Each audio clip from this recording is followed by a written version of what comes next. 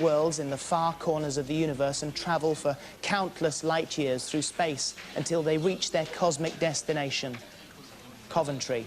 Their cosmic destination, Coventry. With them, feeling quite at home, our reporter Tony Doughty.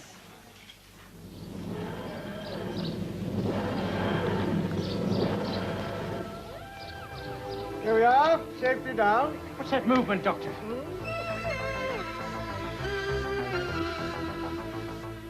We're here in Coventry for the biggest gathering of Doctor Who fans in the whole universe. And the reason I've come here, I'm on the lookout for Mr. and Mrs. Doctor Who.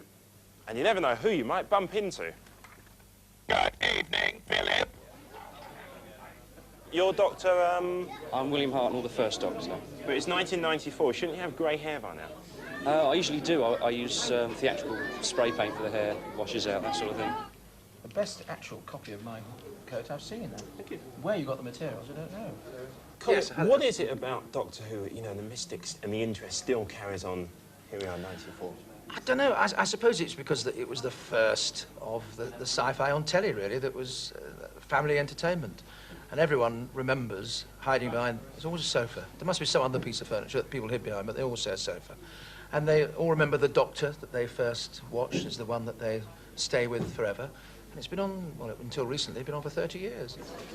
What do you like about Doctor Who? Well, the best bit about it is when they sort of like defeat evil. Gavin Fuller, Mastermind Champion 1993. Are you like a walking encyclopedia on Doctor Who? To some extent, but then probably no greater than most of the people here, because we're all dedicated to the programme and know a lot about it as a result. However, outside this, people who need to know anything about the programme, friends, relations, colleagues or anything, I can usually give them an answer. No, it's okay, I can cope. I'm a pro. So, Vested, they're big fans of Doctor Who in America. What are conventions like there? Are they the same, bigger? Yes, they are the same and bigger, and there are small ones as well.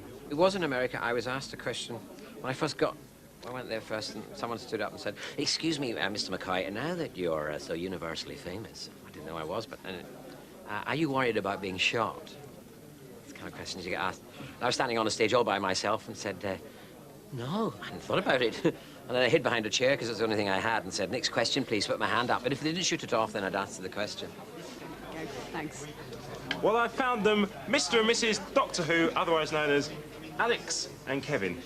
When did this all start, Alex? 10 years ago, I opened up my shop, and I've been going ever since. And when did you meet Prince Charming here? On that same day, 1st of December 1984. Tell me something, you know, as a kid, did you not find Doctor Who a little bit scary? Yes, my mother actually banned me from watching Doctor Who because I had nightmares about Cybermen. Is this all your collection? Well, there's a lot more at our shop in East Ham. Next stop, East Ham. Next stop, East Ham. I'd like to see the traffic warden give the TARDIS a clamp. Actually, when I used to watch Doctor Who, a bit embarrassing, I used to watch it like this. The monsters were scary, and this brings back a few memories. Doc and Alexander, you seem to have the A to Z of Doctor Who memorabilia. What more could you need? Well, actually, I'd like another Dalek. But isn't that a Dalek?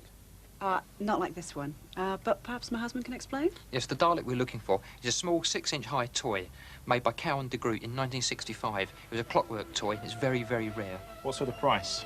I've seen them go for a couple of £100. Okay, well, keep the fingers crossed then. Well, we get them all on quest, don't we? But can we help? I'm sure we can. I know we can. What happened to your clockwork toy